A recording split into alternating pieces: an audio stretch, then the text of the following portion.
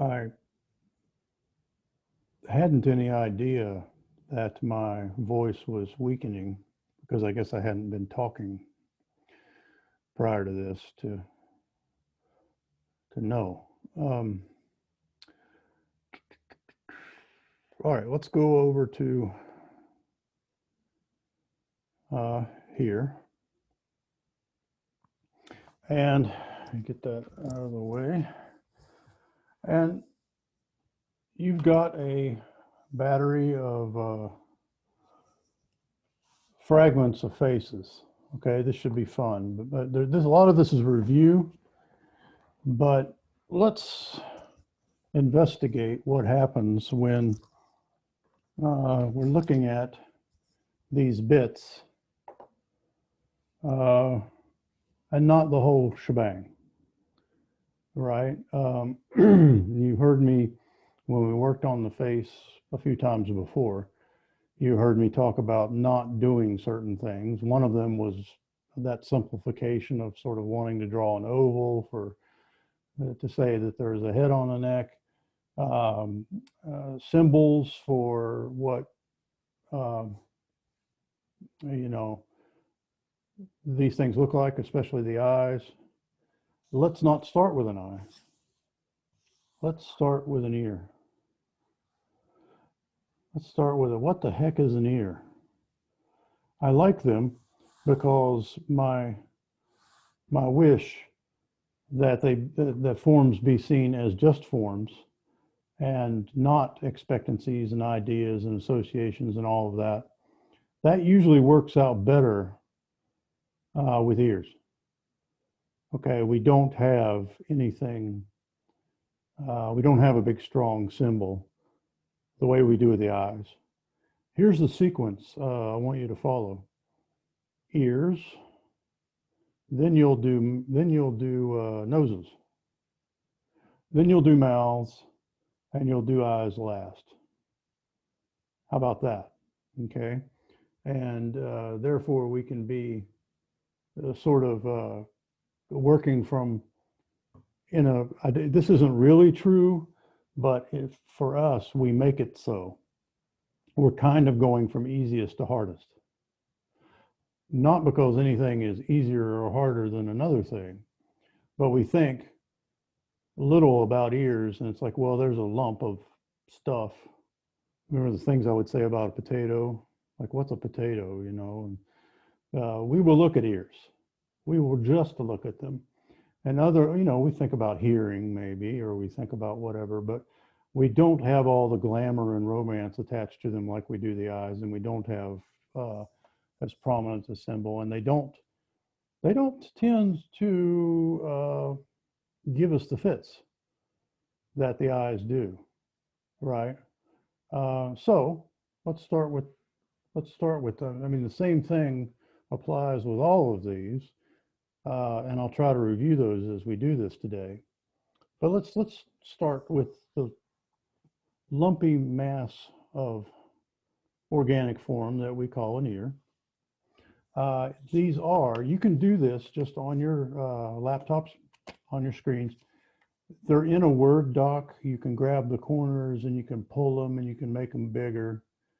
Don't make them too big, but you can move them out of the Word doc and you can do whatever you want. You can zoom in, but you know, I think the ideal situation, you don't have to do it, but you might, when you see what I'm about to do, you might want to do this. You might want to print them out. What I want you to do is I want you to actually consider, and you'll notice that these things that I've sent you are not only not in the whole context of our idea of a face, but then I've often cropped them in ways that might seem a little weird. This is not one of those, but some of them, like where the vertical cropping or the horizontal cropping, it seems to go through in a place that's almost frustrating how that's been done. Like if you look at the Bernie Sanders, it's a long sort of vertical. That's on purpose because it's all about seeing things for what they are and in the situation that's actually there, rather than what you expect. And we do have those expectancies about where features fall, into, the rest of this stuff. And those can be trouble. We have to be able to encounter everything. I want you to draw lightly, and you can even, if you do have them cut out, you can even kind of, do a little cheat and kind of trace like that. But I want you to consider when you're doing these fragments, the relationship of the thing, whatever it is, nose, lips, maybe we'll be really good and we'll be able to forget that. It's just abstract. But where is it relative to this rectangle or this square or whatever it is? So if I'm looking at this, the first thing I'm going to do actually is I'm going to consider, oh, well, this shape is about there. It's about that far along, something like that. And this thing here is really close to the edge. There's something about there. I think we call these glasses, but there's something about there. And it goes along somewhere in there. Where is that? That's about halfway, and actually spend some time doing that with anything that you can see, that you can imagine where it might be. Well, how about this? How much space is there from here to here? Oh, it's about that much, right? And I'll even check myself. How well did I do? How well did I do? Well, this one's supposed to line up with that. That's not too bad. This is supposed to be the edge of the eyeglass. It's not too bad. This is supposed to, well, that's not too bad. And just looking at, before I do anything else, because of course what I'm going to do, because I'm a human, is I'm going to start, well, it's an ear. I'm going to contour. We're going to start drawing, but before I do that really too fast, recklessly, or I want to make sure I'm looking. And when I put something like that down, I'm just going to try to make sure that it relates to this, to the corners of this too. In a lot of ways, what I'm trying to do is I'm trying to make something like this, an area like this, just as important as that. See, I look there and I was like, there is the earlobe. So this contour right here becomes a big deal in my mind. That's the biggest deal in this situation to us looking at it, is this. Because we know that's the outside, that's the edge of the ear. I'm drawing an ear, so that has to be, But what if I do things in which it's all, and you'll everything I'll say today, you can connect to previous lessons. What if this, and getting its size and its shape, whatever the heck it is just as important? Same thing with that. What if, there's some triangular like sort of area over here? This is not nothing, right? That's not nothing. So trying to indicate, major shapes like that. And again, just like on negative space day, can I get this, and I'll spend some time sort of loosely indicating that kind of stuff, because that's not something we usually do. We might float, an eye in the middle of a square, and then we immediately are trying to draw a perfect eye. But to constantly be kind of checking that the eye is the shapes, that its relationship to these corners is the same. We may not be doing that, which is, by the way, a fantastic sort of drawing exercise. So I'm going to put off because there's some major shapes that are calling at me, and they're inside the ear. And after I have, done the outside contour of the ear, and we'll want to do the same thing with the nose, and anything else is we'll want to get that outer contour just right, because that's the first thing that occurs to us as per day one of drawing class. But we now are equipped with all kinds of other good stuff. You know, I would say I've already used looking at negative spaces as well as structural or organizational line work in this thing that I've done, and I haven't done that much yet, but I've already sort of put those into play. Next thing I might really want to do is just become a seer of shape and begin asking myself about shape and value to make this ear drawing. So I'll step on the gas a little bit, but I'll begin to indicate some of these major shapes, but I'm going to keep them soft. I've learned that while a lot of things may look hard-edged, the hardest edge looking thing here is probably this eyeglass part right there, but there's another little doohickey. How far down is it? It comes about somewhere in there. But that if I zoom in, I may still just see kind of dots, especially on parts of the ear, you know, that's actually the value in the contrast building up, making it look like that, that I don't want a super hard edge, you know, on my things. And if you look close, you may find that, yeah, you know, even this eyeglass thing, if I look hard enough, or if you enlarge your digital image that you've got and zoom in, you may find, you know, even that starts getting a little fuzzy and a little dotty. And maybe it's value. Yeah, maybe it's value that I need to get right more than putting a super hard line across there. Maybe that will take care of itself. If I begin to get value correct, I'm going to get a softer pencil now, slightly softer. I'll just do some checking real quick, like, well, how does this look? This is an ear. So I'm real apt to give it a quick, well, it looks all right. Looks, you know, it's an ear. That will not be the case when I get to an eye. If I am that sort of like casual about it when it's an eye, something may be driving me right up the wall because I want it to be very right.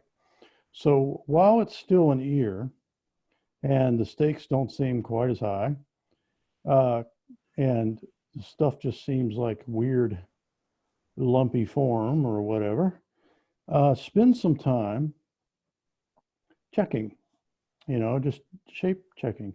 That time may be a matter of seconds, but you'll be glad you do it.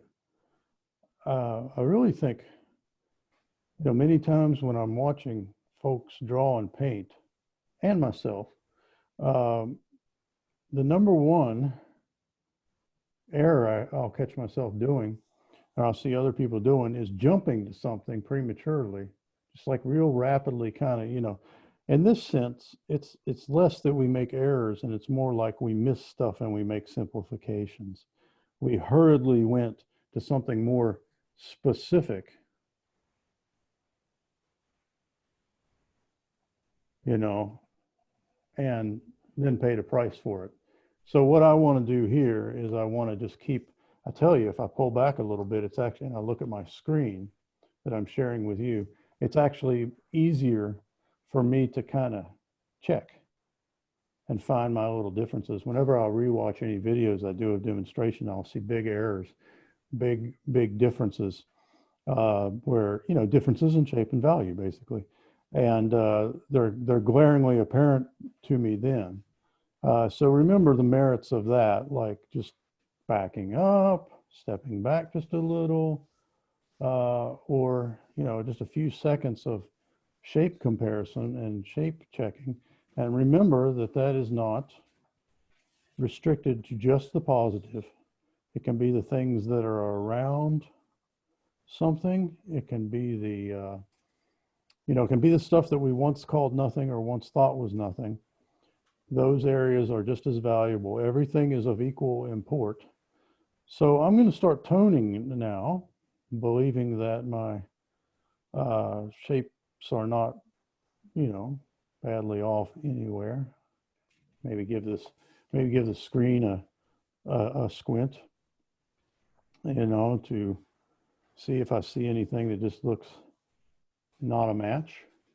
And then I'll start putting in tone, and maybe I'll pick up, you know, a slightly softer pencil at that point, so I can begin to, you know, get some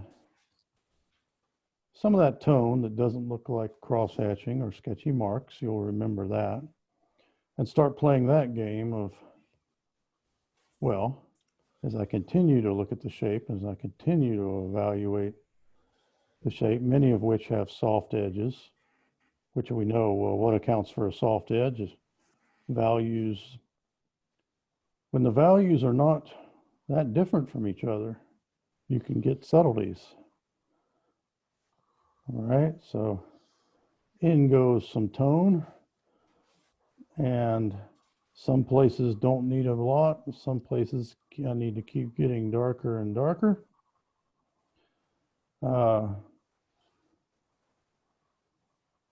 You are welcome to do that thing that I have, you know, sort of talked about before, or even criticized. We had specific projects where you kind of weren't allowed to do it. But if you want to do a really, really good line drawing, meaning you want to work out all the shapes and you want to, you know, and then go in and tone it, you can do that today. You know, you just do some comparing. You know, you'll probably find that, well, I want to press down hardest and make my hardest value here. You know, there's some others that come close, but this is definitely a darker value there, right there. And this is how we're going to do these bits, these fragments.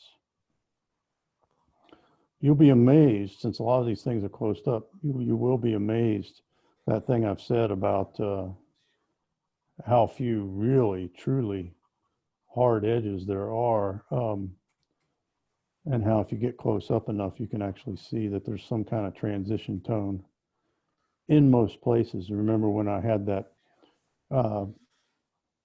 drawing of the artist Anna Park, and I zoomed in and I was talking about the dots, you know, some of these close-ups, these fragments, will really let you know that you may have some places where you need to push values, or you need to really clarify something. Remember, it's not a line, it's a skinny shape.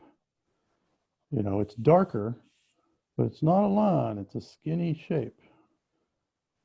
Like somewhere in this ear where I press down a little harder and I make a change, another step of value in there.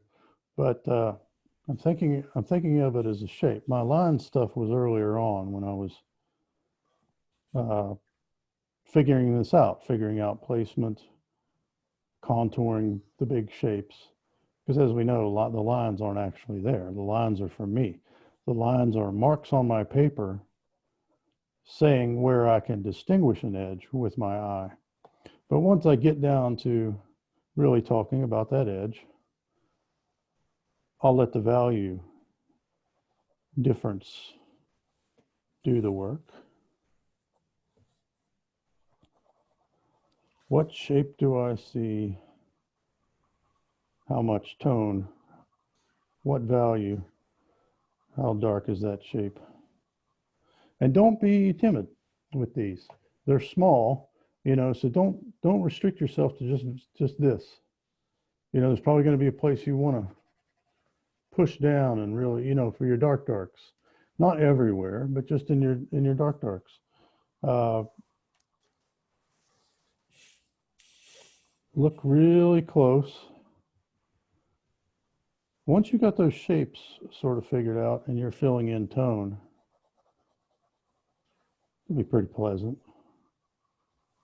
You know, maybe just leave the paper showing through in your lights. And just keep doing this game of checking back and forth. You know, like here, that's pretty light, that tip of that ear, but around it, wouldn't be a bad idea to have some tone, right? I see. So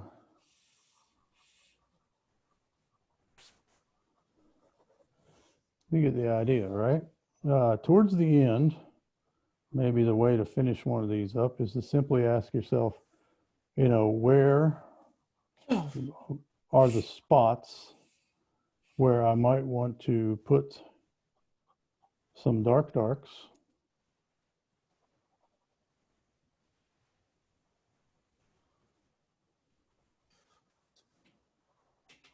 Where do I need to push the value a little bit further?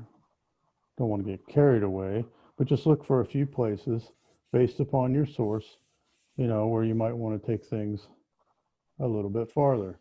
Okay. So we drew an ear. You know, what the heck does an ear look like? You know, my ear is not perfect. I can compare here and I can find some things. Like I feel like I have a little bit more width here than this does over there. I might try to address it. Again, I might say, well, it's an ear. Nobody would notice in a million years. Once we get to eyes, some little thing like that might become a point of contention. You know, like I might really care. Okay, so well, let's move along and try some others. Again, I really want you to begin these with a consideration of how things relate to the square or the rectangle that they are coming in. So, you know, draw, if you just have it on your screen, you may have to do your sort of best. But if you've actually cut these out, you'll be able to,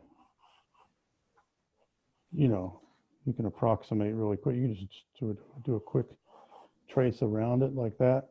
And again, I like to try to do it because that's what you're going to have to do that with your eye when you're looking at things. You can't always have a piece of paper and like, you know, but well, I'm trying to train my eye. Let's practice it. This edge of this lip it's about that far up. You know, maybe I'll put it maybe about there. You know, and this separation between the lips is about that much more. And then there's another sort of like here is what about this nose thing? It's about that far down in the rectangle. And you know, see, there's no way I'm going to get this as good as I did the ear. But let's see, let's try it. So now place that here. Yeah, not too bad. Like a few, just slightly different. Maybe I move around there. I can even convince myself I did well. But, you know, things like that. And then also looking at, you know, where there's a little something through here. Now, there's not a line. It's just it all looks fuzzy, no hard edges, but maybe a little mark there. Maybe something about where this would fall in relationship to this rectangle. Ooh, this is tough. So it'd be like that. Not too bad. Maybe a little, that kind of thing. Would be very helpful. It's very good for your retinas. It's very good for your eyes, but it's also really good for, you know, helping this come out. And then I'll go, once again, repeat the kind of method that I advocate. Then I'll go and I'll start looking at major shapes, and with a pencil that's not too soft, I'll begin trying to put those in there. Let me tell you, there it is. Do not do a uniform contour of the lips. Bottom shape, top shape not receiving as much light as the bottom. Remember me talking about that? Usually there's a place, even if there's lipstick or something, usually there's a place through here where there's kind of a fade out with the lips, you know, and then there's always these little spots, little things like that. We don't want to miss them. Those are actually, once again, kind of the keys to the likeness, you know, really getting something to resemble a particular person. Things like this and this and this and that, those little bits are very important to getting you know, a sense that it's this particular person, that it really resembles them. So really careful studies of what goes on around the mouth is always good. So, you know, loose structural lines, trying to work out major shape things, not getting too crazy, because I don't want to put 我在 anything 看那 down at 个 this. demonstration. What's that, Huron? Nothing, sorry. He's, whoops, muting. Uh, so, you know, these are the kind of things that, like, you know, I don't want to put anything too heavily immediately in there, because then I might be reluctant to change it if I discover that it needs to be changed, you know. So in this place, I can find some stuff. I can find some discrepancies, and it'll be much easier to deal with. For example, I've got a little more thickness here than I actually need. This may need a little bit of curvature, you know, and so forth. And there's nothing wrong with, you know, just if you need to, there's nothing wrong with just doing this. I like to think of this as a drawing tool where you're sort of pushing with the light.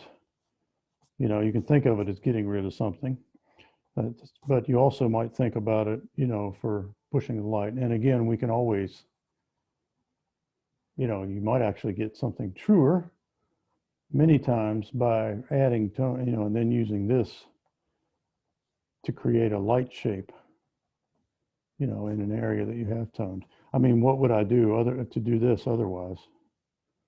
You know, my option is to tone this, all of this, and then these small highlight shapes I'll erase back out if I can ever get the tip of this clean again.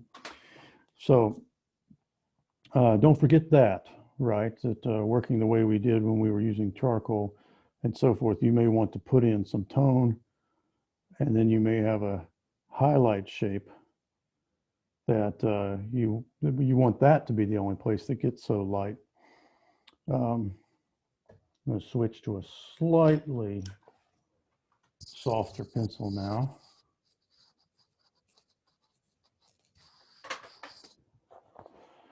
And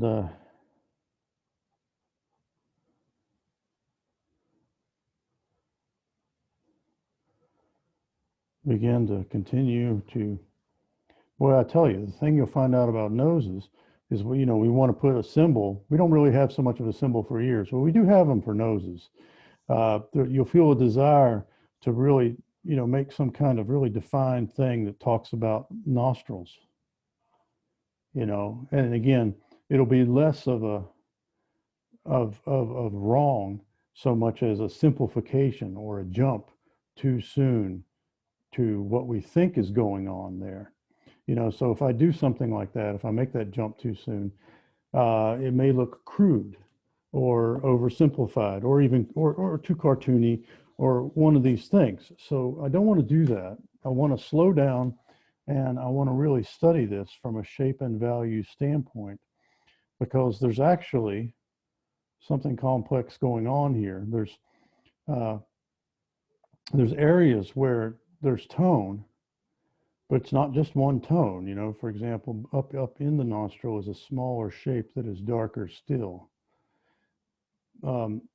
I have to deal with that. Don't really want to. Looks complicated, looks tricky, hurts my head, you know, that I can't just bam, bam, bam, and there's the nose, you know, but I have to employ the methods that will actually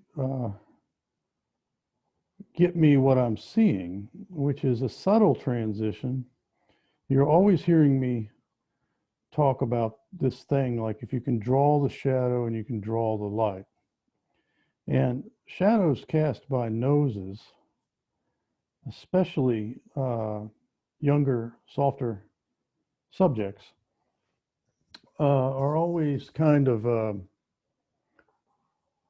trickier. I've got a baby in the batch somewhere for you. which would be a good example of this. It's like that softness, that subtleness, like I have to actually get less harsh than I did on this ear. Now if I'm drawing my nose, it's some, old guy with a big old beak, or whatever, I probably won't, feel bad if I get some sort of like harsh handling.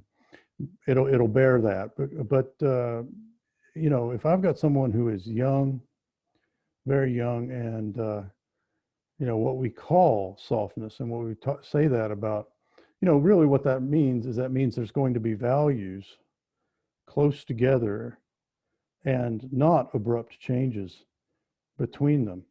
So the kind of delicate and gentle handling that I'll need to do, to do the nose of a young person, will require me sort of putting in tone and putting in the next step of value and moving forward.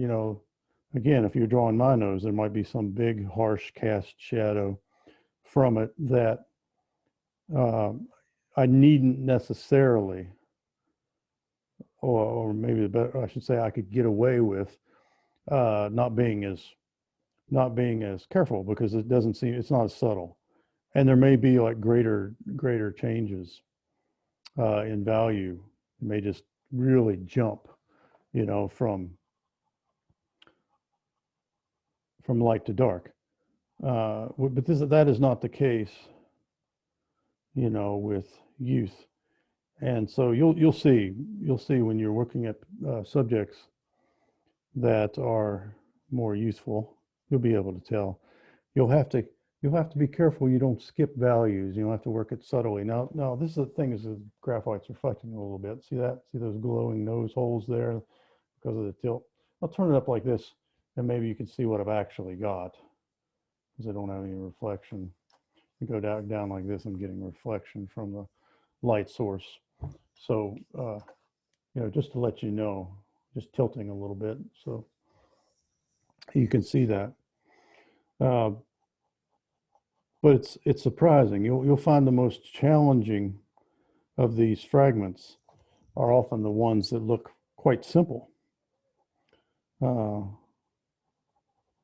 the ones that look all complicated and all that, it may not be the toughest ones after all, because you can be a little more harsh with your tone, and so on. We'll see if everybody hates the baby. If they draw, well, I'm not going to draw the baby then if you say it's so hard. But I've had lots of people that try to draw babies, and they feel like, oh my gosh, and babies can look like old men, or something like that. But they'll be trying to draw a baby, and it doesn't look like a baby. It's, because, and the reason for that is because there are these super subtle transitions, and they're all on the light side of the value scale. And that's nuanced. That's not, you get the old guy with the wrinkles and the beard and all that kind of stuff, and you feel like, oh, it's coming out good. And then you go to do the baby, and you're like, oh man, my baby is looking like, it's 35 years old at least, or something, because I haven't been able to get the subtle and delicate stuff with value that I need. Smooth transitions in the shadows on soft surfaces.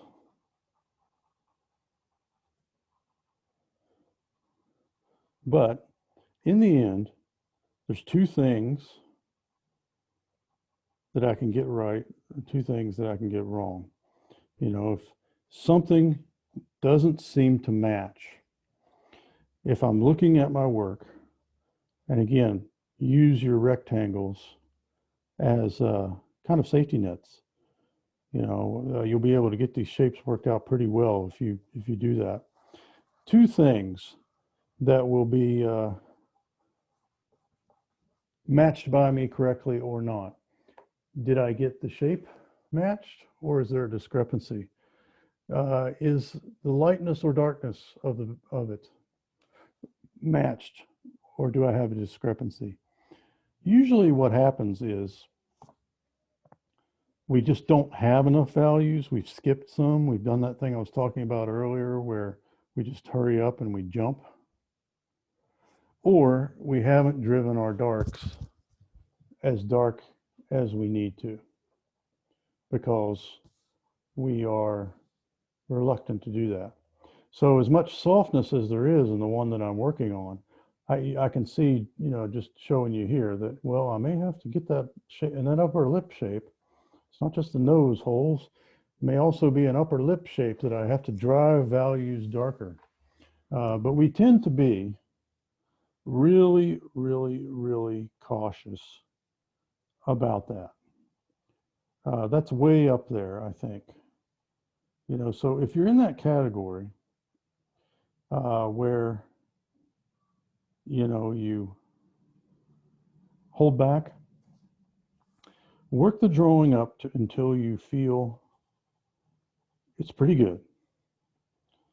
And it's just sort of make a resolve that your finish will be to look around said drawing and to find the places where you could drive darks farther and pick those spots.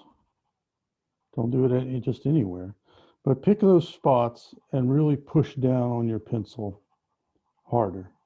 And then you will get a full range of values. And before you decide you've ruined it or you've hurt it, get up and walk halfway to the other side of the room and look at it then.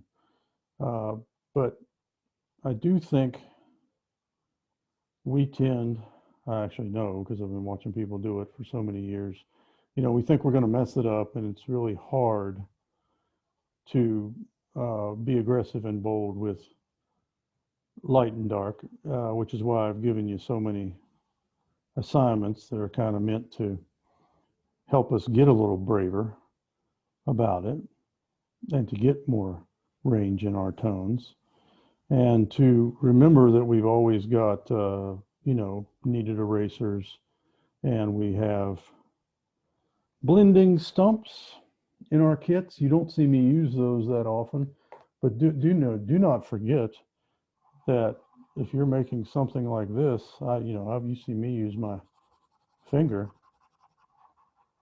but it might be that along the way to really do well on something such as this, I may want to break out some of these. That maybe that I have enough graphite on the surface of my drawing, and I can smooth and I can spread and so forth, and I should come after it with this and my eraser. You use the eraser to get the highlight shapes. Use this, to get the, to get the tone everywhere. To refine it, get one of those little skinny blending stumps, for small areas, and just get really anal retentive about all of this, because I can pick up a little bit of the graphite that's already there on the surface, and I use this and you see what I'm doing here. I'm getting I'll go back into that now, and then I'll erase out some areas. I'll try to get this highlight as bright as I can. I'll hit the highlight here, I hit the highlight through there, and so forth. Okay.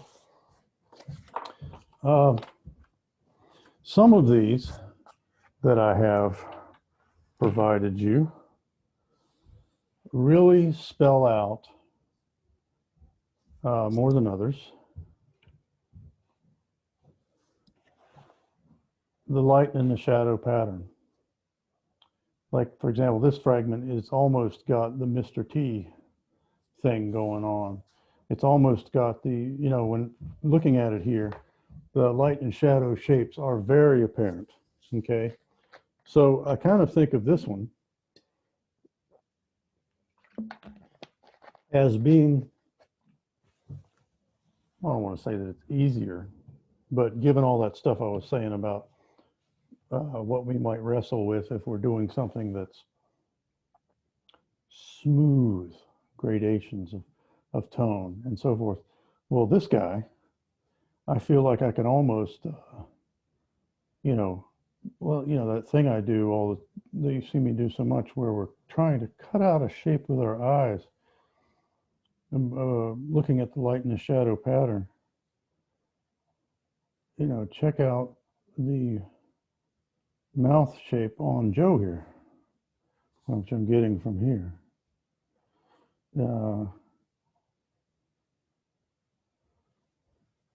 So I ought to be able to sink my teeth into this one. All right. This is sort of reversed because I'm contouring a shape. So these would be solid dark shapes, but look at that cast shadow from the nose. All right, so this is coming from that. I started with that. Well, let's give it a shot. Let's jump in there, and again, I would like to see you.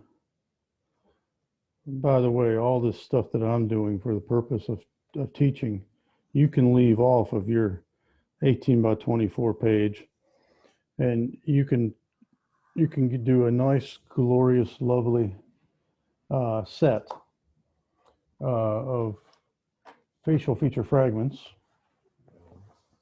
on your 18 by 24. 2 ears. Well, how do I know I'm done? I've done 2 ears. I've done 2 noses. I've done 2 mouths and 2 eyes. Ask yourself that. Just draw these bits. Practice. But when you've gotten 2 of each of those things, beginning with the ears, ending with the eyes, then you say, yeah, my page should be pretty full. Got a lot of squares and rectangles on it, and I've done minimum 2 ears, 2 noses, 2 mouths, and 2 eyes. Let's try again. Whereabouts would this be? This big division between light and shadow through there. Let's see if I can. Would it be about here? Maybe a little higher up, something like that. Give that a try. Where does the nose, where does this piece, where is that relative to the rectangle? Distance about like so. So maybe hereabouts, perhaps. This one doesn't look as hard because it's closer to the edge of this kind of shape that comes through here. I'll try to give that a stab. Good old negative spaces helping me out. I can find something like this so much easier to sort of look at. Is that a good height for, suppose that's an ear. It's right about there. Is that about the same? We'll find out, right? Okay, so this is one side of the nose. Maybe the other side of the nose coming through here. Something like that. Well, let's see. Yeah, I like that. I didn't get up quite as high up on that as I should have, I see. No, but those are all, I can deal with that. And we'll begin. Now, again, remember stuff I've said from portrait time before. You get these looking pretty good, and you can. You'd be amazed how, if you consider them versus these geometric edges, these corners, if you think about those corners as part of it, and you don't forget that and throw it out the window, if you use them, you will draw some better things here than you would if I just gave you whole heads. I know that for a fact. But also remember that the stuff I said before about how a likeness is a really high degree of accuracy. before it looks exactly like a particular that particular person, which is once again a really high shape matching. I mean, you've matched a lot of shapes right if you're getting a likeness, particularly around the mouth. Uh, first it has to look like a convincing somebody, right? So first we have to be a really believable nose. So taken out of context and without everything else around, how much distance from here to here? Maybe less than I've got, I'm not sure. So I'm in here and I'm trying to contour these shapes. Getting my butt kicked here. Because sure enough, whenever you say aloud, boy, look at those shadow shapes. This should be a really easy one. That's when you find out that you're talking out of school, right? Things are not always as they appear. And as I said earlier, when you think, oh, this one will be, no, not necessarily. But they're all solved the same way. They're all solved with the same two things: the shape matching and the value matching. So I'm trying to go through here and not get too flummoxed by 5 o'clock shadows or other things that happen. And so now I'm going to squint and I'm going to try to look at just one important key area, like say maybe this. It's not a line. We call them the lines. Say Mullins, you have lines on your forehead from going like that your whole life. But I don't have these. I wish I had these. These are pretty cool. I don't have crow's feet either. I always thought those looked cool. Whatever you like, you won't get. As you age, everybody talks about wrinkles. Wrinkles don't bother you a bit. You know what bothers you? Your nose getting twice as big as it used to be. Or some bump coming up, and then that they never talk about that stuff. There's a lot worse than wrinkles. So I'm going to concentrate on one key sort of thing, and then I'm going to try to nail this nose shadow shape here, because it seems like such a big chunk of what's going on. Now, one thing that's really good about this one is it literally just will not, this is like I've so many things like this I've pointed out, like you can't see nostrils in there. Maybe if you try really hard, you can distinguish a value difference in there and find nostrils. But what the brain is thinking, about noses, I have to just forget about that, and I have to look at this. This cast shadow here is the deal. If I can get this cast shadow, much like that Mr. T thing, and many other examples that we worked on, I'm just going to try to squint. I'm pretty confident that it's in the halfway decent place. I'm just going to try to get this shadow shape. And I got to watch, because if I'm not careful, some mistake that I've already put down will start telling me where stuff goes, and I don't want to do that. I want to take my information from him, not him. So if I've got something here that, too much chin space, not enough, whatever, I just got to throw that away and go over it with what I'm seeing now. So I've changed a little bit I've lengthened this cast shadow shape based upon what I'm seeing. And we're going to see, what comes of that. All right.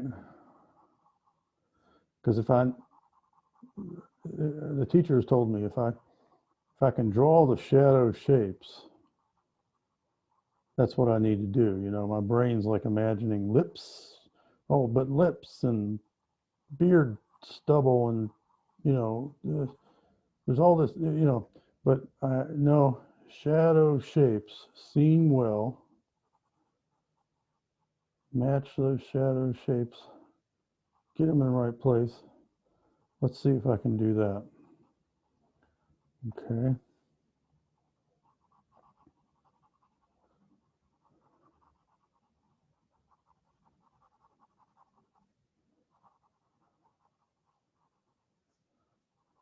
That's a start.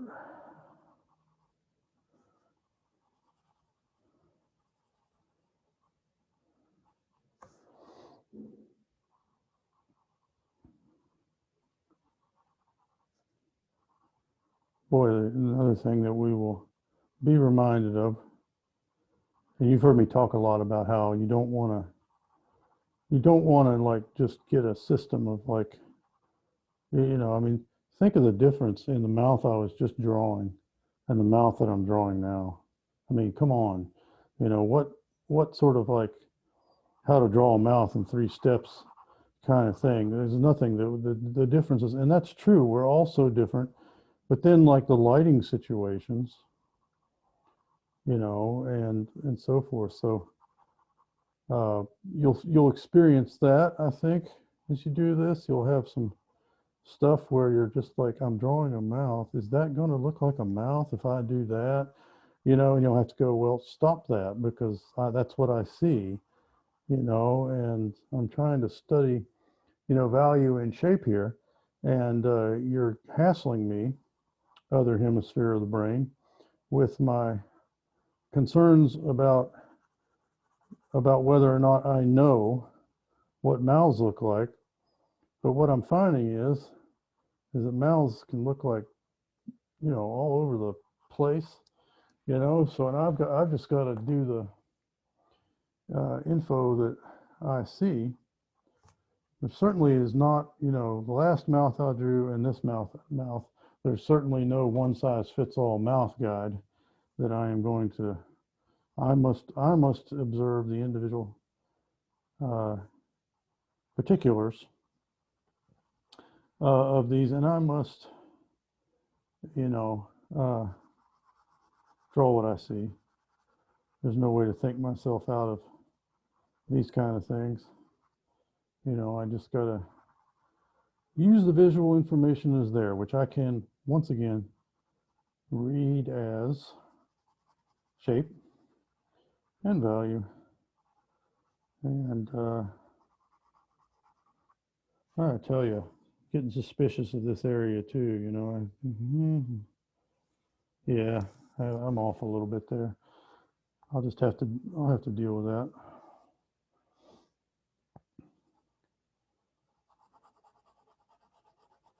But shooting, like really looking close and giving it my undivided attention and trying to get it, like that's the nature of practice. Is what'll happen is I'll be shooting for, getting it spot on. Won't get it completely spot on. Will hate my drawing. Think it looks like crap. Come back the next day and it's like, well, that's not as bad as I thought it was when I was working on it. But I tell you, there were several of you sent along your yesterday, last night, this morning. I got a number of drawings of Hunter sent along from our last session, and the one pose where his face was kind of in the camera and stuff. I was pleased with a number of them because I did a little drawing. I did a little drawing of that pose too, and really disliked it. And I was happy to see the drawings come along from a bunch of you of that same pose, and there was many of them had a better sense of hunter-ness to them than what I did, I thought. And maybe you worked on it longer, maybe you were more focused than I. Maybe you did what I've been talking about right now a little better, which is you drew what you saw a little bit more than what you expected. Maybe I flipped the face a little bit to try to make it look a little bit normal, the features and all that. and maybe I showed too much of something than we could actually see. Who's to say? But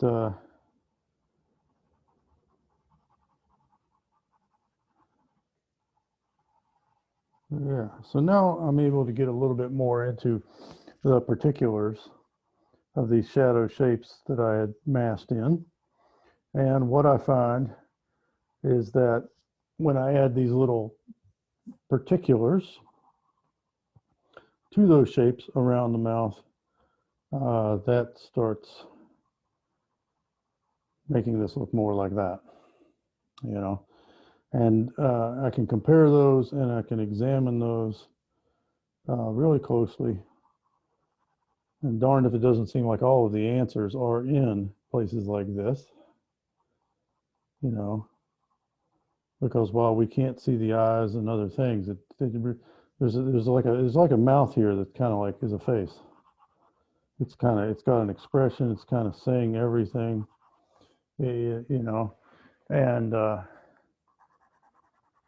but the more I get darks in the right place, and the more I get midtones in the right place, and the more I tell the truth simply by matching values and shapes, the more I nudge this closer to what I want, which is a duplicate of this little mouth here.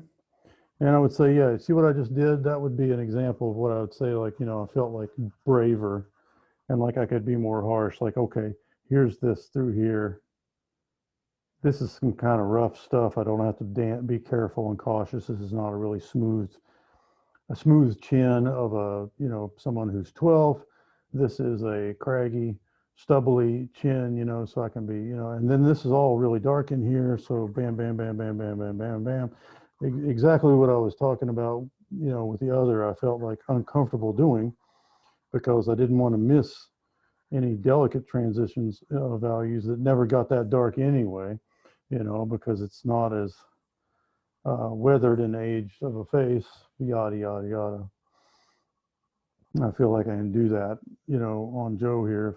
If I get the shadow shapes around the mouth area, you know, correct, you know, then maybe I feel sort of gutsier, all right? And noticing that, I want to change that. I want to be able to handle anything. I don't want to feel more comfortable with this or feel like this is easier than that or anything, because they're all the same, right? They're all forms, and they all, you know, shape and value is the answer to all of them, right?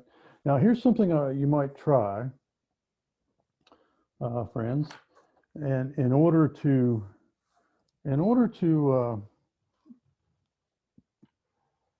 moving along, in order to I encourage you to try this, actually, to, you know, turn this a different direction than what you think.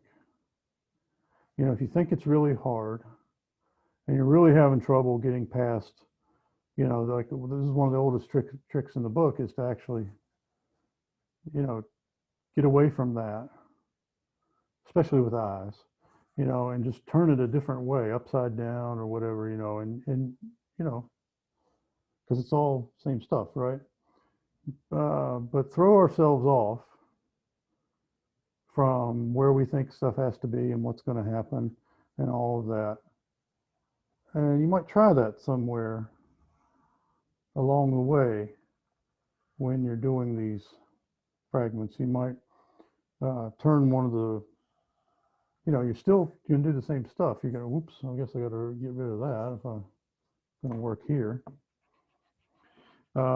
You know, you've got to,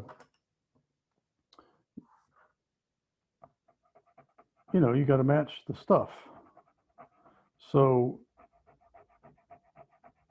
I mean, maybe you don't want one sideways or upside down on your assembly, your 18 by 24 page. Maybe you don't want one of them sideways or upside down, and that's your prerogative. But maybe in your sketchbook sometime you'll give that a try if you feel that way about it. Okay, let's challenge myself here. Let's see if I can get a little bit more in the shot. Oh my gosh, where is stuff? Oh, this is a toughie. Where is that in relationship to my rectangle? Is that that? No, it's a little more in center. Where is that? Very good for me. Compare those kinds of things. Where do I do somewhere through here that I want? Oh, but yeah, man, oh man. Mustache. Spend some time with that stuff. You know, I did pretty good there. That was pretty good. Put a mark here. Probably should have been there. That's a little tougher.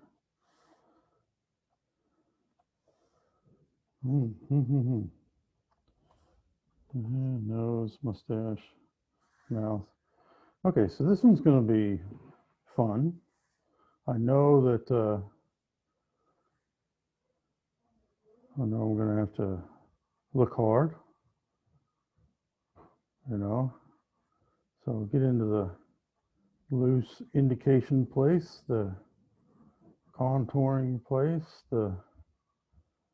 now this is not the end all be all. That's important to remember that in the beginning of the drawing, I can enjoy if I can get over my tendency to want to, commit completely, not feel, if I can not feel like, well, I put that there, so now I'm stuck with it or anything like that. If I'm okay with changing things and adjusting things as I look farther. And a nice place of, just everything's wide open. Can't, certainly don't get one shot, and if I miss, that's it.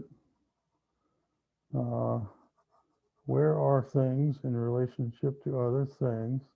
If I find a difference, just change it. All these things, you remember this. Hopefully you practice it,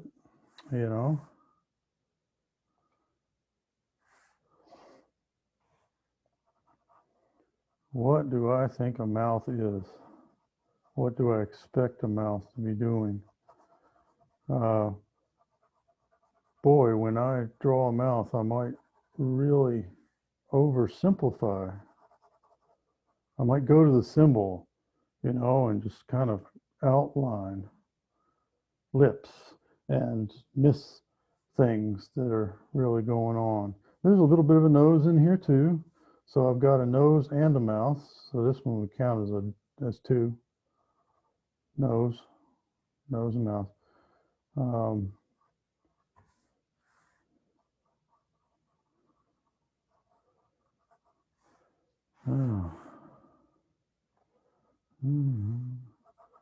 At some point, once again, spending a bunch of time trying to kind of move things a little bit, at some point it's time to bite the bullet and start going in there, adding tone to my shapes. And of course, if I find something is off along the way, I can always push it, shove it, change it.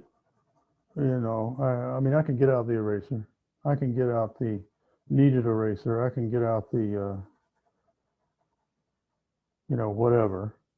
I can rub all this together with a paper towel, and then I can do some erasing, and it's not over, I can go back to one of these after doing some checking. Something still bugs me. I can do some smudging. I can do some erasing. I can re-examine it. And there's two things that have to be matched: shapes and values. And with the fact that I'm just doing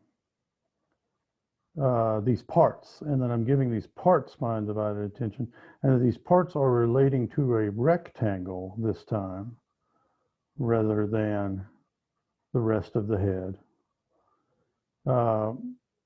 Chances are some focus and attention I mean, it better be. So some focus and some attention goes into these areas that, you know, it would be less so if I had to do the whole head at one time with the eyes staring back at me and stuff. You'll see when you go through all this kind of stuff and then you get to the fragments that have eyes, how it feels like the game has changed. But working in fragments is good. Close-ups are good. Being able to compare information relative to a square or rectangle is very handy. And ultimately, abstracting this stuff. You get some really realistic mouths, nose, and eyes by abstracting them into shapes of value instead of, you know, thinking about the representation from the beginning. Careful analysis. You see me do that thing before where I said if I just gave you that and all I wanted you to do was that, you know, you'd say, well, I can handle that. You know, it's kind of like that, only taken a little bit farther, right?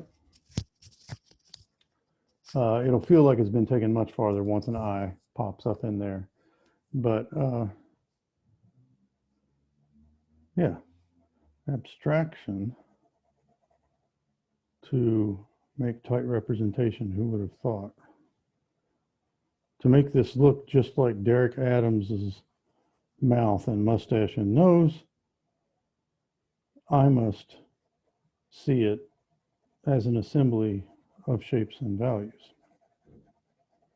So give it the treatment that we have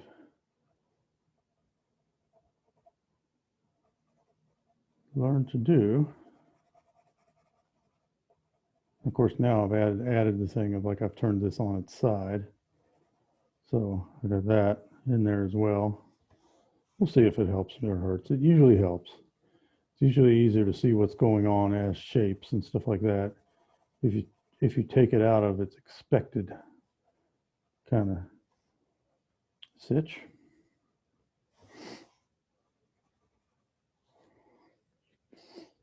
So from here, let me pull back and say, well, you know, my approximate. Of course, I've got to drive a lot of values much farther. And as I've said, it's very easy to be tentative about that, hesitant, reluctant. But, you know, I don't want to do this with a careful, I mean, I might have a careful line drawing.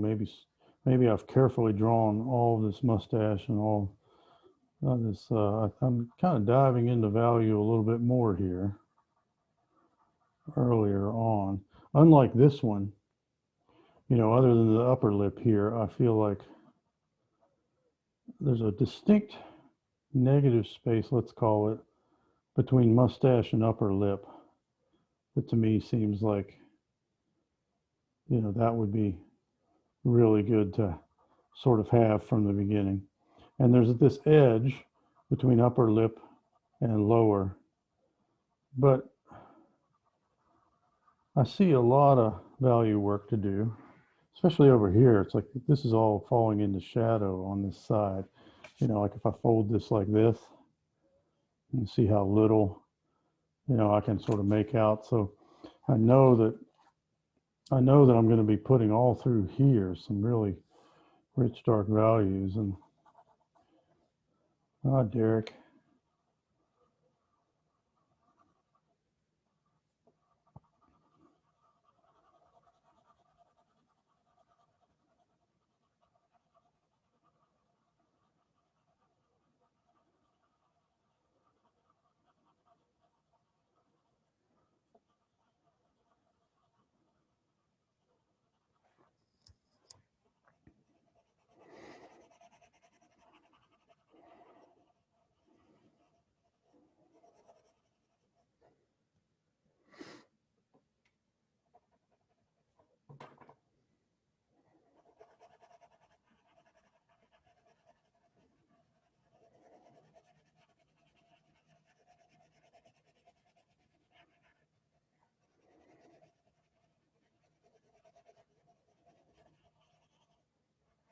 Yeah, this requires a lot of the squinting. Don't forget that, you know, when you need to see the general, you know, back away a little bit, give things a squint.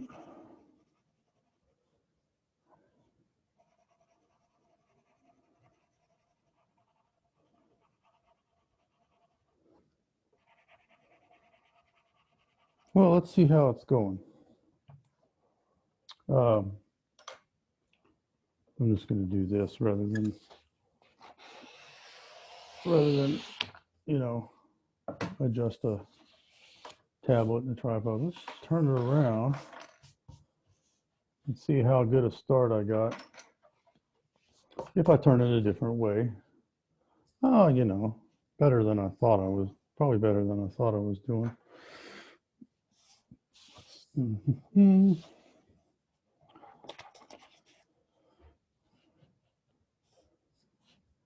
Do some comparing and carry on.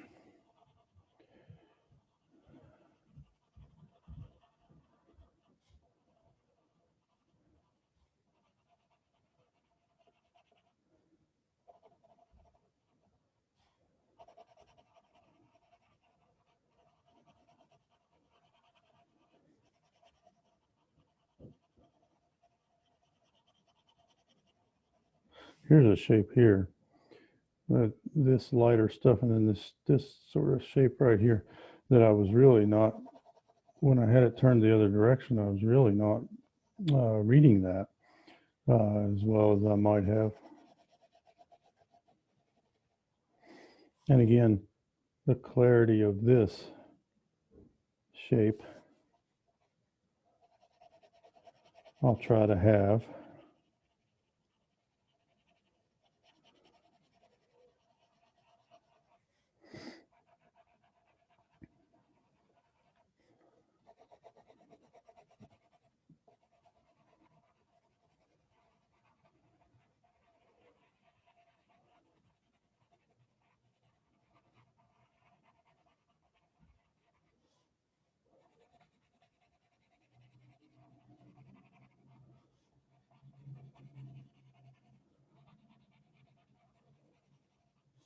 Yeah, we're coming along. I'll do a little tilt because of that reflection kind of thing that we experience. Okay, let me come back over here and okay, I'm in the gallery view again. Who's been drawing along? Who's been drawing some fragments so long? Henry's the one person I see right now. May I, Shelley? Yes. CC? Yes. Oh, here we go. Now we're talking. Some fragments. Yeah, hold them up. Hold them up. You know this routine. So you've been following along, and you've been, yeah, push that a little closer to the camera. Like what I'm seeing. Like what I'm seeing.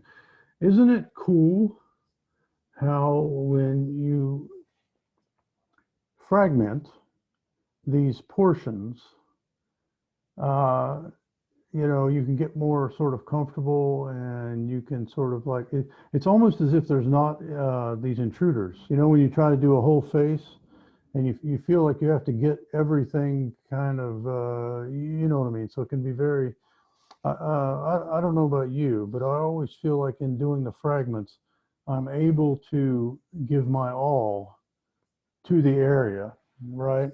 And it's kind of like you're doing something that really you shouldn't do until the end if you're trying to do a whole face, which is get so meticulous about a nose or a mouth or something. But um, I'm hoping that doing some of these like this, uh, you know, that maybe you'll do maybe you'll get something that you wouldn't have gotten if you were having to do a whole portrait, you know, and then you can bring that to the act of drawing a portrait subsequently.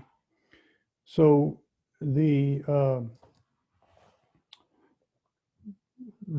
assignment is on your 18 by 24 paper, various rectangles, squares, whichever they are. I guess most of them will be rectangles. But you want to have two ears, at least, two noses represented, at least, two mouths, and then two eyes.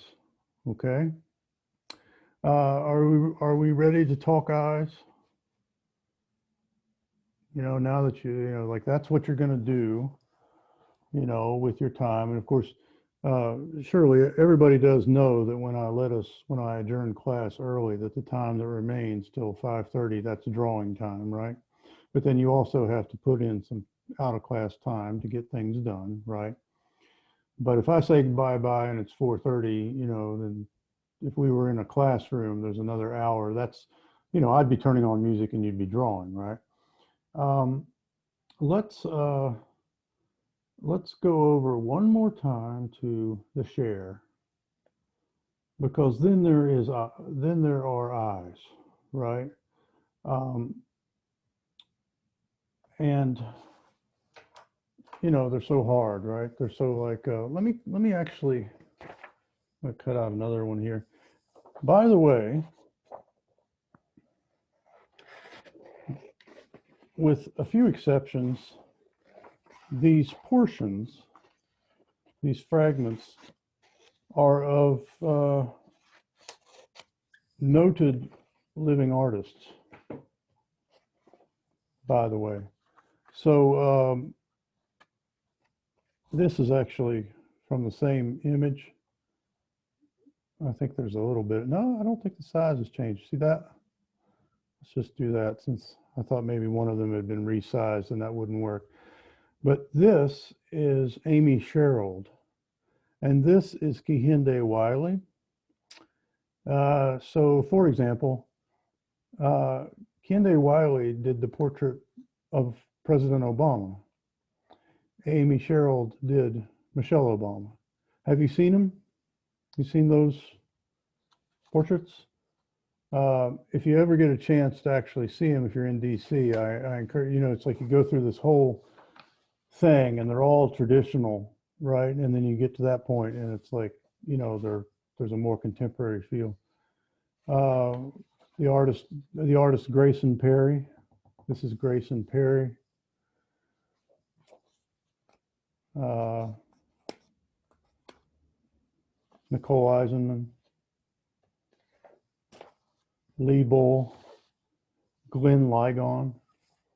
Yeah, now the baby's not a famous artist, but you know. Okay, so eyes. They're not what we think they are, right? Whatever you do, I'll do this on some separate paper so I don't, you know, mess that up. Whatever you do, you've got to fight this. You got to fight.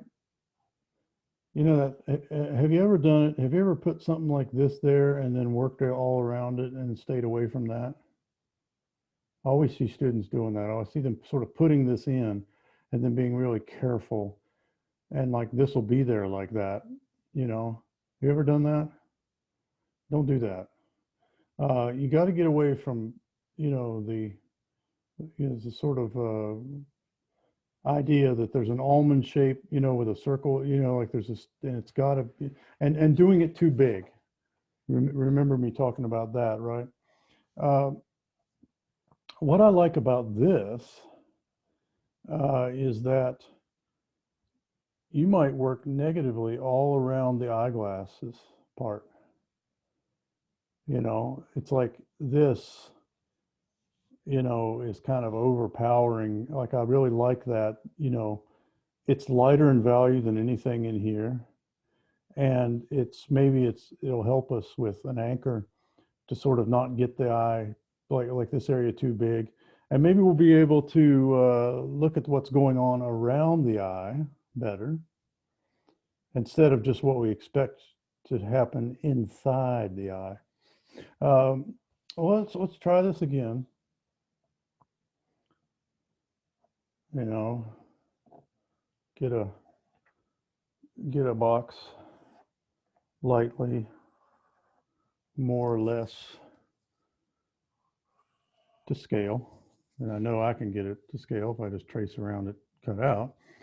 And then play a little game where I said, well, okay, here, you know, where would that be? It'd be about that far down, right? Well, where would this come up? It would come up about through there. And where would that be? Maybe it would be about this far up, and so on. How did I do? That's not too bad. A few tiny adjustments, but that's not too bad. Where is that? Where is that? How far over need that be? And beef up the old perception, working on things relative to my rectangle, and begin with some major shape indications as well as placement. Maybe take more time on that than I would have thought. These are some, well, you can always tell the artists, they always have eccentric glasses, right? I have never joined that club. I'm never going to get look at me glasses. Maybe when I'm like, you know, if I live that long, maybe when I'm quite old, maybe I'll get some really big ones or something, like big, crazy shop teacher safety glass looking at. But I actually, it's kind of a thing with art, like, you know, classes. I got my eyes lasered at one point because when you actually are really nearsighted, you just wish you weren't. But yeah, and I could never get into the, but that's a thing, you know, crazy glasses are a thing. Although I wouldn't say that's restricted to just to art, but you definitely in art can see your share of extravagant eyeglasses. And I'm having trouble working out the shape structurally of these frames. I spent some time on that. They're never doing what you think they're doing, glasses. We tend to draw them as if they're just these flat, you know, and they rest on the nose, and there's always space between them and what's behind them, the faces. And I think I've got a good one in here of somewhere. I think I put the photographer Jamel Shabazz, who has, you know, and there's an angle and there's some tilt, and maybe, I hope I did. Anyway, it can be really good to sort of like get that tilt and see how glasses really rest on a nose versus what we think. We'll draw them like they're actually drawn onto the face, or as if they're just a totally flat kind of thing. And there's always more going on than we think, these glasses. But trying to work out the shape of these. I can't even get near dealing with what we call the eye if I can't get these eyeglasses into a accurate place. So I'm spend some time on those and then how they relate to these other. Boy, this is there's some interesting tilt here, an interesting angle. This is not somehow in this image the viewer is a little below Amy Sherald, looking up a little bit or something. Like Amy Sherald was probably speaking and at a podium or something, and the photographer was a little, you know, not as high up or something, but we've got an angle and that's affecting what's going on here. So this is not a mugshot view straight ahead kind of thing at all. And boy, am I eager to just jump into eye business and do that thing I was talking about where, you know, we do that. We hurriedly, uh, you know, rush to the part that we think we got to do or that we want to do or whatever, but trying to make myself spend enough time on the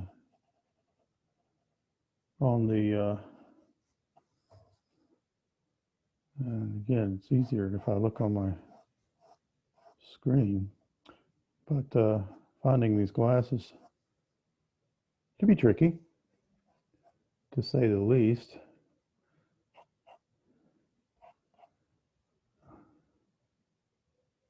I might be in an acceptable place, but I don't have it right on the button, I'll tell you that.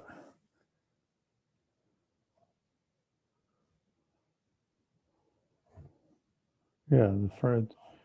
Okay, so now I'm all mad at the designer of these frames. I think one thing that's going on is that this area down here is this is skinnier as a shape. You know, I may be drawing it thicker and bigger than it actually is because, you know, we do things like that. And yeah, let's just see, try to indicate, try not to get the open part of the eye too large. Look at this shape in between here. That we call the brow. Make sure that I have drawn it as well, and that will help me not get anything too oversized here.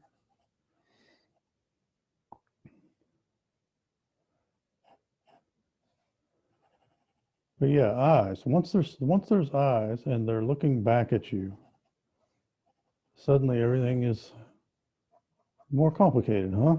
And we have a tendency to get really transfixed and just kind of jump in there.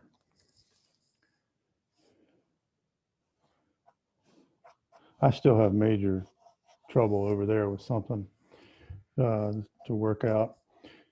I'm going to get something slightly softer. And what I'm really going to try not to do is just go in there and keep working this way. Now, I actually can see some stuff like that.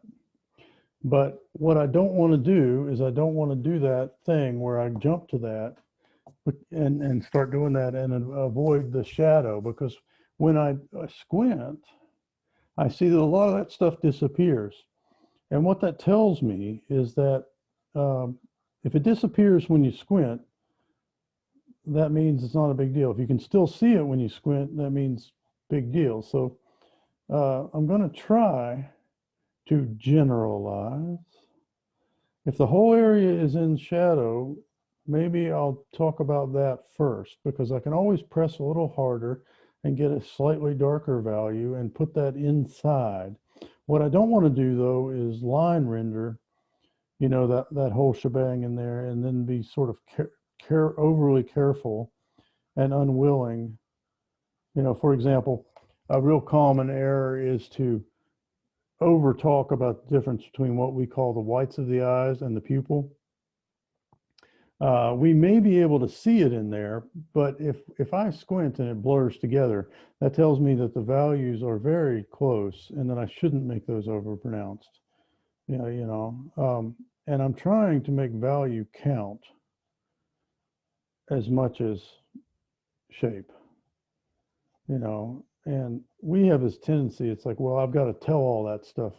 You know, it's in there. I know it's in there. I've got to get it all. I've got to tell it all. There's, you know, and if shadow is kind of enveloping that, I can't, you know, then just say, well, forget about shadow and put all these details into the eye that, you know, aren't there. I want this to match when I look at it from a distance and it's far away. So it may mean that I have to get this whole area toned and in shadow, because that's the truth.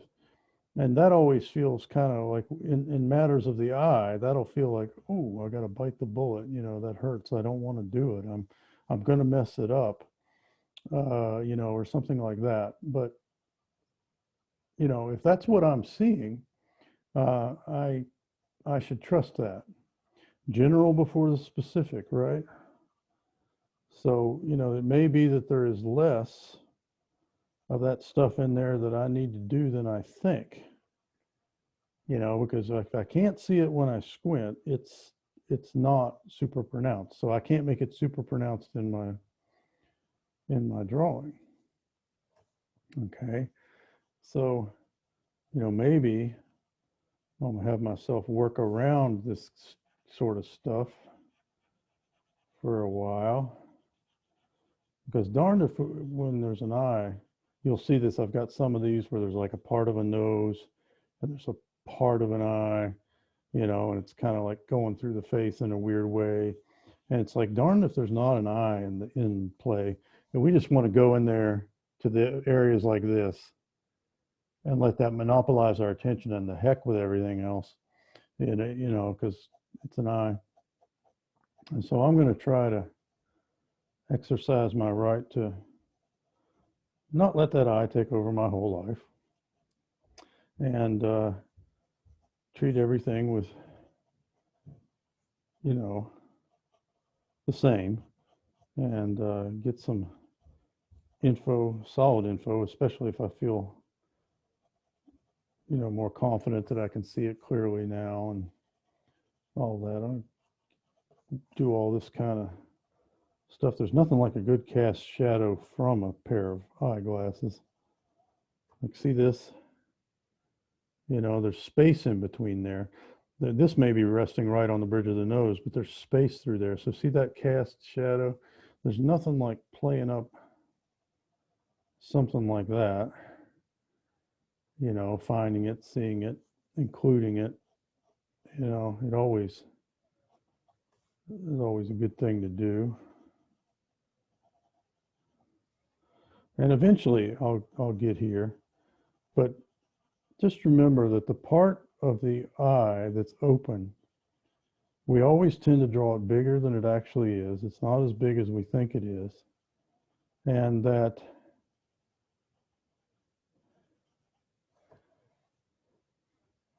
shape and value are the thing. And whatever I do, I don't want to go in there right away and make some sort of heavy-handed sort of over-exaggeration of the part of the eye that is open. Because that's the mistake that we so often make. We got to forget it's an eye. It's a lot easier to forget an ear is an ear. What's an ear anyway, right? I'll draw that curly Q shape that I see in an ear. I don't have any problem with that. You get around an eye, it's like this is the eye, got to make it look like an eye. And so some version of that, pupil inside of an almond shape, starts sort of trying to assert itself. And just don't draw them too big, and do what you see, do what is actually there, and keep looking. Take your information from here, don't take it from there. What you already did doesn't matter. What matters is what's here that you don't have. And if you make a shape and value match, the drawing will improve. If you do something that's coming from anywhere else, the drawing will probably suffer. So stick with that. Remember what you know to do. Remember to work around things as much as you work on things. Remember, when you're drawing eyes, what's underneath and around, stuff that has to do with the brow, all of that can be so important. And the actual open area of the eye may not take up all that much space in the end, and I'll tilt this a little bit so you can see what's actually happening.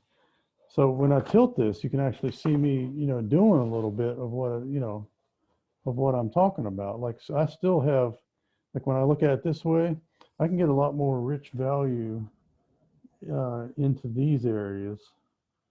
I still have a little bit of that pupil monopoly going on, I see, when I tilt like that.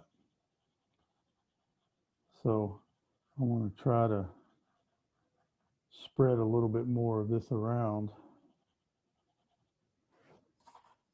You know, and not just work on that area for like 30 minutes and ignore everything else.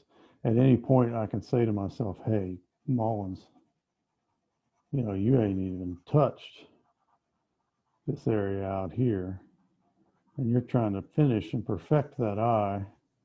What's up with that? You know, so catch myself, and out here I go.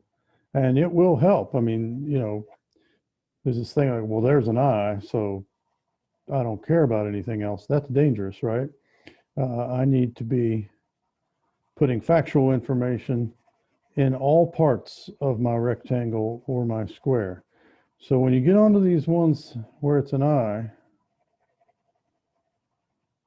remember all that stuff, right? You know, I just did some of the quote easier things, you know, and improved this. I feel like 100 times better because I got away from just that, and I'm talking about, you know, all of the rest of it.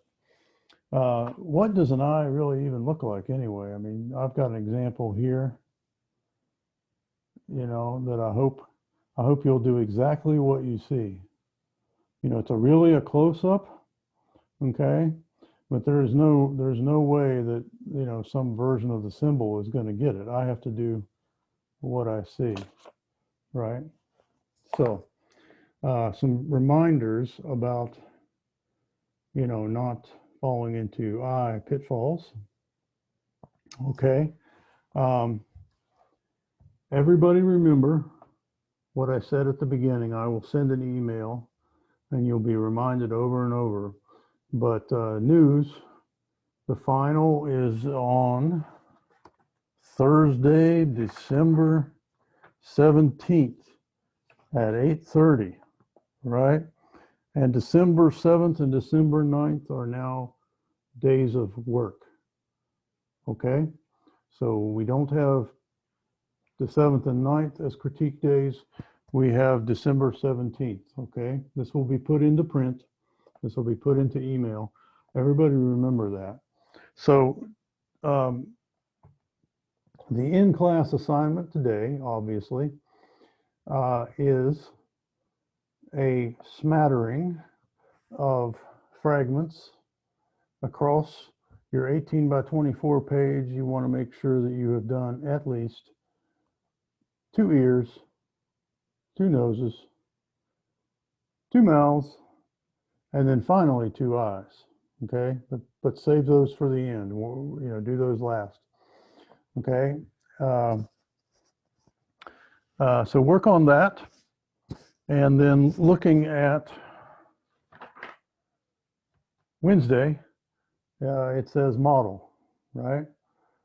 So Wednesday we'll do some model drawing, right?